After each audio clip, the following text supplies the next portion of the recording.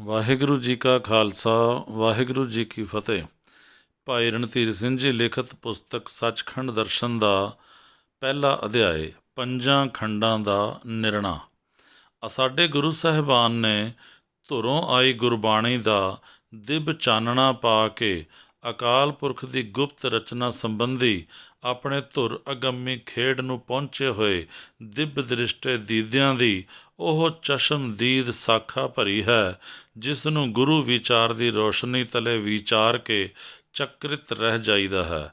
ਪਰੰਤੂ ਜੋ ਕੁਛ ਵੀ ਸਾਡੇ ਸਰਬੱਗ ਸਤਿਗੁਰੂ ਸਾਹਿਬਾਨ ਨੇ ਗੁਰੂ ਬਾਣੀ ਦੁਆਰਾ ਵਰਣਨ ਕੀਤਾ, ਉਹ ਇਹਨਾਂ ਸਮਰੱਥ ਸਾਹਿਬਾਨ ਦਾ ਅੱਖੀਂ ਪੇਖਿਆ ਧੁਰ ਦ੍ਰਿਸ਼ਟਿਆ ਸਾਖਸ਼ਾਤਕਾਰ ਕੀਤਾ ਤਜਰਬਾ ਹੈ।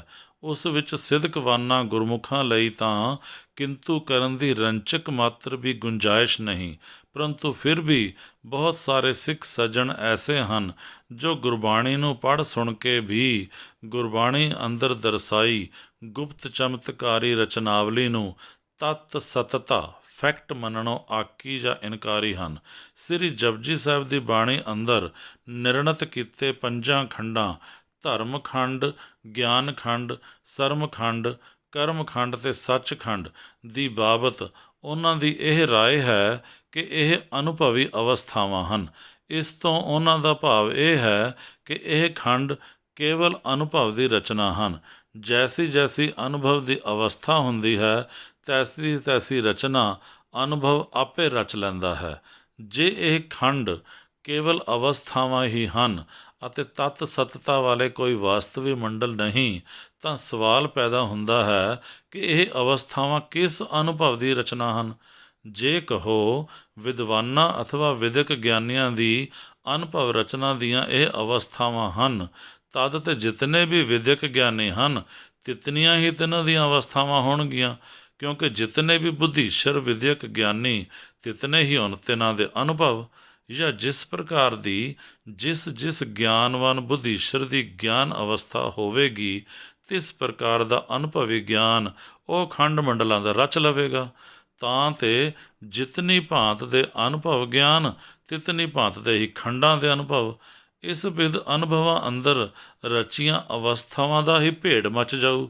ਬਸ ਇਹ ਸੋ ਕਾਲਡ ਅਖੌਤੀ ਗਿਆਨੀਆਂ ਵਿਦਵਾਨਾਂ ਦਾ ਮਹਿਜ਼ ਆਪੋ ਆਪਣਾ ਅਨੁਭਵੀ ਅਨੁਮਾਨ ਰਚਨਾ ਖਿਲਾਉਣਾ ਕ੍ਰੀਏਸ਼ਨ ਆਫ ਫੈਂਸੀ ਹੀ ਬਣ ਜਾਊ, ਜਿਸ ਨੂੰ ਜਦ ਜੀ ਕਰੇ ਢਾਹ ਲਿਆ, ਜਦ ਜੀ ਕਰੇ ਉਸਾਰ ਲਿਆ।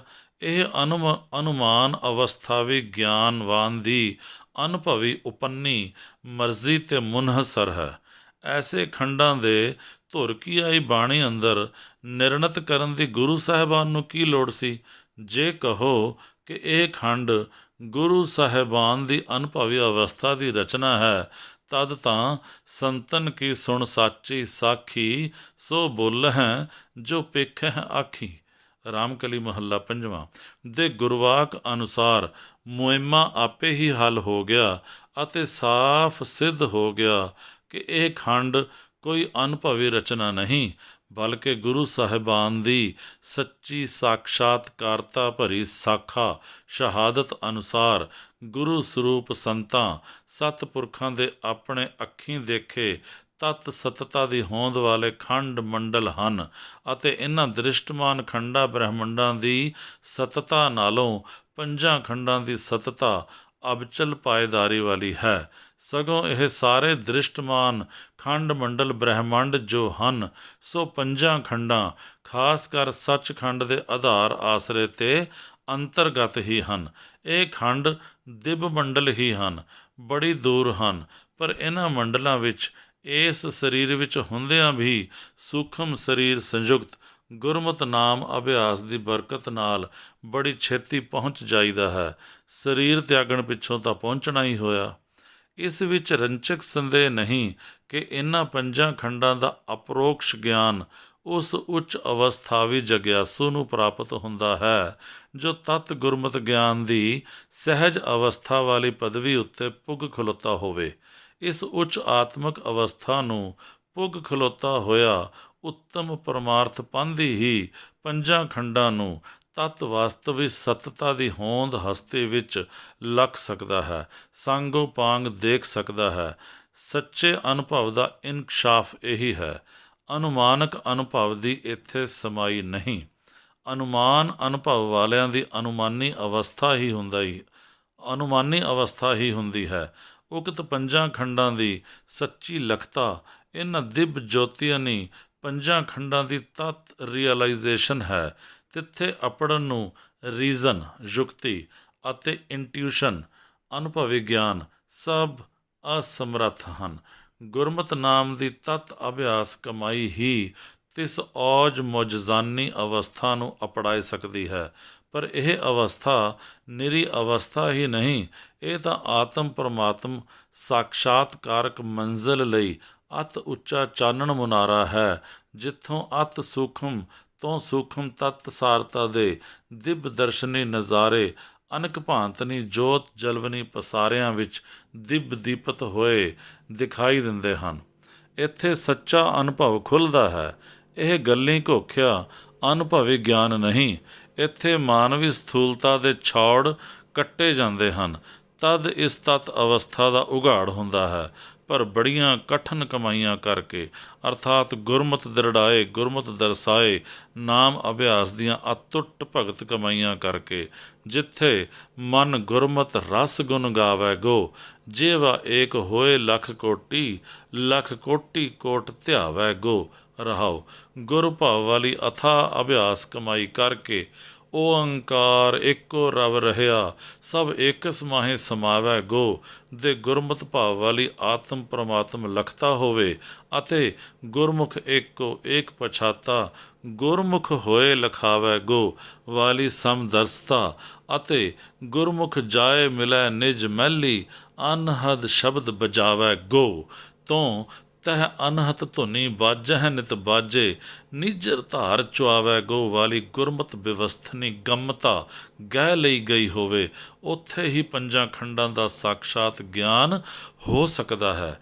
ਇਕਤ ਜੀਭ ਤੋਂ ਲੱਖ ਜੀਭਾਂ ਹੋ ਜਾਣ, ਲੱਖਾਂ ਤੋਂ ਵੀ ਕਈ ਲੱਖ ਹੋਰ 20 ਗੁਣੀਆਂ ਲੱਖਾਂ ਜੀਭਾਂ ਹੋ ਜਾਣ, ਇਹਨਾਂ ਲੱਖਾਂ ਕਰੋੜਾਂ ਜੀਭਾਂ ਦੁਆਰਾ ਪਰਮ ਈਸ ਜਗਦੀਸ਼ ਦੇ ਇਸ ਇੱਕੋ ਗੁਰਮਤਿ ਨਾਮ ਨੂੰ ਲੱਖ ਲੱਖ ਵਾਰ ਵਿਰਧ ਅਭਿਆਸ ਕਰ ਕਰ ਜਪਿਆ ਜਾਏ ਤਾਂ ਇਸ ਅਥਾਹ ਜਪ ਜਾਪ ਦੇ ਪ੍ਰਤਾਪ ਕਰ ਪਤੀ ਪਰਮੇਸ਼ਰ ਦੀ ਪ੍ਰਾਪਤੀ ਦੀਆਂ ਪੌੜੀਆਂ ਪੱਤ ਪਵੜੀਆਂ 'ਤੇ ਚੜ੍ਹੀਦਾ ਹੈ ਅਤੇ ਐਸਾ ਚੜ੍ਹੀਦਾ ਹੈ ਕਿ ਪਰਮੇਸ਼ਰ ਈਸ਼ਰ ਪਰਮਾਤਮਾ ਨਾਲ ਇੱਕ ਮਿਕ ਹੋ ਜਾਈਦਾ ਹੈ।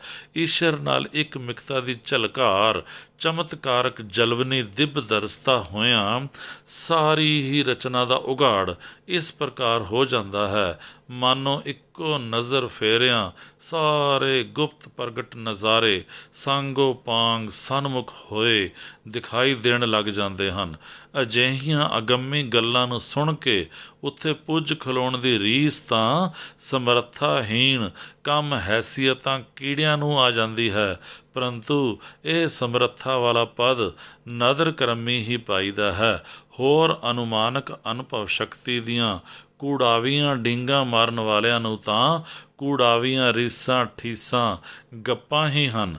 ਯਥਾ ਗੁਰਵਾਕ ਇੱਕ ਦੂ ਜੀਭੋ ਲੱਖ ਹੋਹੇ ਲੱਖ ਹੋਵਹਿ ਲੱਖ ਵੀਸ, ਲੱਖ ਲੱਖ ਗੇੜਾ ਆਖੀਆਂ ਹੈ ਏਕ ਨਾਮ ਜਗਦੀਸ਼, ਏਤ ਰਾਹ ਪਤ ਪਵੜੀਆਂ ਚੜ੍ਹਿਆ ਹੋਏ 21। ਸੁਣ ਗੱਲਾਂ ਆਕਾਸ਼ ਕੀ ਕੀਟਾਂ ਆਈ ਰੀਸ, ਨਾਨਕ ਨਦਰੀ ਪਾਈਐ ਕੂੜੀ ਕੂੜਾ ਠੀਸ। ਪੌੜੀ 32 ਜਪਜੀ ਸਾਹਿਬ। ਜਪਜੀ ਸਾਹਿਬ ਦੀ ਅਗਲੀ 33ਵੀਂ ਪੌੜੀ ਪਿਛਲੀ ਪੌੜੀ ਵਿਖੇ ਨਿਰਣਤ ਹੋਈ ਨਦਰ ਕਰਮੀ ਸਮਰੱਥਤਾ ਪ੍ਰਾਪਤੀ ਦੀ ਪ੍ਰੌੜਤਾ ਕਰਦੀ ਹੋਈ ਨਿਰੂਪਣ ਕਰਾਉਂਦੀ ਹੈ ਕਿ ਇਸ ਪਦ ਪ੍ਰਾਪਤ ਹੋਣ ਅਰਥਾਤ ਏਤ ਰਾਹ ਪਤ ਪਵੜੀਆਂ ਚੜ੍ਹਿਆ ਹੋਏ 21 ਵਾਲਾ ਪਰਮ ਪਦ ਪ੍ਰਾਪਤ ਹੋਣ ਵਾਲੀ ਸ਼ਕਤ ਸਮਰੱਥਾ ਵਾਲਾ ਤੇਜ ਪ੍ਰਤਾਪੀ ਇਕਤਦਾਰ ਜ਼ੋਰ ਤਾਣ ਸਟਰੈਂਥ ਪਾਵਰ ਆਖਣ ਮਾਤਰ ਨਾਲ, ਗੱਲਾਂ ਨਾਲ, ਬਹੁਤਾ ਖਰੜ ਗਿਆਨ ਘੋਟਣ ਨਾਲ ਨਸੀਬ ਨਹੀਂ ਹੁੰਦਾ। ਨਾ ਹੀ ਚੁੱਪ ਕੀਤਿਆਂ, ਮੌਨ ਧਾਰਿਆਂ, ਫੋਕੀ ਮੈਡੀਟੇਸ਼ਨ ਕੀਤਿਆਂ ਇਹ ਜ਼ੋਰ ਜ਼ਾਹਰੀ ਮਰਤਬਾ ਮਿਲਦਾ ਹੈ। ਨਾ ਹੀ ਫੋਕੀਆਂ ਬੇਥਵੀਆਂ ਮੰਗਣਮਈ ਲਿਲੜੀਆਂ ਕੱਢਦਿਆਂ ਇਹ ਜ਼ੋਰ ਤਾਣ ਤਵੱਸਲ ਹੁੰਦਾ ਹੈ। ਨਾ ਹੀ ਦਾਤੀ ਦਿੱਤਿਆਂ, ਦਾਨ ਪੁੰਨ ਕੀਤਿਆਂ ਇਹ ਸੱਚਾ ਤੇਜ ਸ਼ਕਤੀ ਸ਼੍ਰੀ ਜ਼ੋਰ ਉਦੇ ਹੋਏ ਆਵੰਦਾ ਹੈ। ਸਗੋਂ ਦਾਤਾਰ ਬਣਨ ਦਾ ਅਹੰਕਾਰ ਹੀ ਵੱਧਦਾ ਹੈ। ਨਾ ਹੀ ਬਹੁਤੀ ਜੀਵਨੀ ਕਰ ਅਰਥਾਤ ਬਹੁਤੀ ਲੰਮੀ ਆਰਜਾ ਉਮਰ ਵਧਣ ਕਰ ਇਹ ਤੱਤ ਪਰਮਾਰਥ ਸ਼ਕਤਾਣੀਆਂ ਆਤਮ ਬਲ ਜ਼ੋਰ ਉਤਪੰਨ ਹੁੰਦਾ ਹੈ। ਨਾ ਹੀ ਕਿਸੇ ਪ੍ਰਕਾਰੀ ਹੱਠ ਕਰਮੀ ਮਰਨੀ ਮਰਿਆਂ ਇਹ ਆਤਮ ਜਿਣ ਜੁਗਤੀਆ ਸੱਚੀ ਬੀਰਤਾ ਵਾਲਾ ਜ਼ੋਰ ਬਲ ਜ਼ਹੂਰ ਪਜ਼ੀਰ ਹੁੰਦਾ ਹੈ। ਨਾ ਹੀ ਰਾਜਮਾਲ ਦਾ ਧਨੀ ਬਣ ਕੇ ਇਹ ਬਲ ਜ਼ੋਰ ਪ੍ਰਾਪਤ ਹੁੰਦਾ ਹੈ। ਸਗੋਂ ਮਾਲ ਜੋਰ ਦੇ ਜ਼ੋਰ ਨਾਲ ਜਰਵਾਣੀਏ ਅਭਿਮਾਨ ਦਾ ਸ਼ੋਰ ਸ਼ਰਾਬਾ ਹੀ ਮਨ ਅੰਦਰ ਵੱਧਦਾ ਹੈ ਅਤੇ ਪਿਆ ਫੁੰਕਾਰੇ ਮਾਰਦਾ ਫਿਰਦਾ ਹੈ। ਨਾ ਹੀ ਇਹ ਸੱਚਾ ਜ਼ੋਰ ਬਲ ਤਾਣ ਸੁਰਤੀਆਂ ਸਿਮਰਤੀਆਂ ਦੇ ਗਿਆਨ ਵਿਚਾਰ ਦੁਆਰਾ ਦੀਪਤ ਹੁੰਦਾ ਹੈ। ਨਾ ਹੀ ਇਹ ਸੱਚੀ ਆਤਮ ਸ਼ਕਤ ਵਾਲਾ ਸ਼ਕਤ ਕਲਾ ਵਾਲਾ ਜ਼ੋਰ ਸੰਸਾਰ ਤਿਆਗ ਦੀਆਂ ਸੰਨਿਆਸ ਜੁਗਤੀਆਂ ਕਰਕੇ ਅੰਤਰ ਆਤਮੇ ਹੋਏ ਆਵੰਦਾ ਹੈ। ਪਰੰਤੂ ਜਿਸ ਸਰਬ ਸ਼ਕਤੀਮਾਨ ਸਰਬ ਕਲਾ ਭਰਪੂਰ ਪਰਮਾਤਮਾ ਦੇ ਹੱਥ ਵਸ ਇਸ ਜ਼ੋਰ ਬਲ ਸ਼ਕਤ ਦਾਨ ਦੀ ਸਮਰੱਥਾ ਹੈ, ਉਹੀ ਸਿਰ ਦਾਤਿਆਂ ਦਾ ਤਾਰ ਵਾਹਿਗੁਰੂ ਜਿਸ ਨੂੰ ਚਾਹੇ ਨਦਰੀ ਨਦਰ ਨਿਹਾਲ ਹੋ ਕੇ ਇਸ ਆਤਮ ਬਲ ਜ਼ੋਰ ਦਾ ਜੀਆ ਦਾਨ ਦੇ ਸਕਦਾ ਹੈ। ਆਪੇ ਹੀ ਦਾਨ ਬਖਸ਼ਦਾ ਹੈ, ਆਪ ਹੀ ਬਖਸ਼ ਕੇ ਵੇਖ ਵੇਖ ਵਿਗਸਦਾ ਹੈ। ਆਪਣੀ ਤਾਕਤ ਨਾਲ ਨਾ ਕੋਈ ਤਾਕਤਵਰ ਸਦਾ ਕੇ ਨਾ ਕੋਈ ਤਾਕਤਵਰ ਸਦਾ ਕੇ ਭਲਾ ਭਲਾ ਉੱਤਮ ਸ੍ਰੇਸ਼ਟ ਜਨ ਕਹਾ ਸਕਦਾ ਹੈ।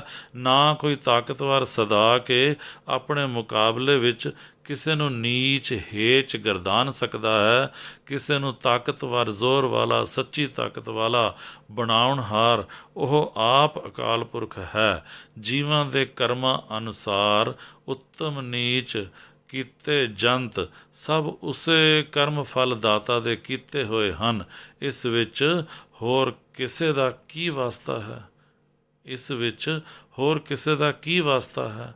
ਯਥਾ ਪੌੜੀ ਆਖਣ ਜੋਰ ਚੁਪੈ ਨਹਿ ਜੋਰ, ਜੋਰ ਨ ਮੰਗਣ ਦੇਣ ਨ ਜੋਰ, ਜੋਰ ਨ ਜੀਵਨ ਮਰਨ ਨਹਿ ਜੋਰ, ਜੋਰ ਨ ਰਾਜ ਮਾਲ ਮਨ ਸ਼ੋਰ, ਜੋਰ ਨ ਸੁਰਤੀ ਗਿਆਨ ਵਿਚਾਰ, ਜੋਰ ਨ ਜੁਗਤੀ ਛੁਟੈ ਸੰਸਾਰ। ਜਿਸ ਹੱਥ ਜੋਰ ਕਰ ਵੇਖੈ ਸੋਏ, ਨਾਨਕ ਉੱਤਮ ਨੀਚ ਨਾ ਕੋਏ। ਪੌੜੀ 33ਵੀਂ ਜਪਜੀ ਸਾਹਿਬ। ਵਾਹਿਗੁਰੂ ਜੀ ਕਾ ਖਾਲਸਾ, ਵਾਹਿਗੁਰੂ ਜੀ ਕੀ ਫਤਿਹ।